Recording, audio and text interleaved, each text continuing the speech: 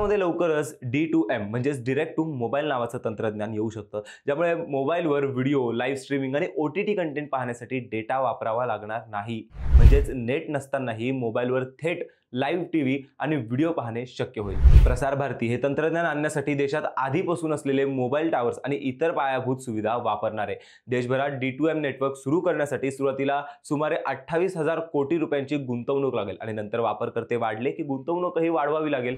या तंत्रज्ञानामुळे लोकांचा डेटा वापर कमी होऊ शकतो, त्यामुळे टेलिकॉम कंपन्यांना त्यांच्या उत्पन्नात घट होण्याची भीती वाटते. म्हणूनच त्या कंपन्या या तंत्रज्ञानाबाबत सावध आहेत. D2M तंत्रज्ञानाच्या चाचण्या सध्या दिल्ली आणि बेंगळुरू येथे चालू झाल्या आहेत. पुढील 6 ते 9 महिन्यामध्ये 19 शहरांमध्ये चाचण्या सुरू होतील आणि नंतर संपूर्ण भारतात ही सेवा उपलब्ध केली जाईल.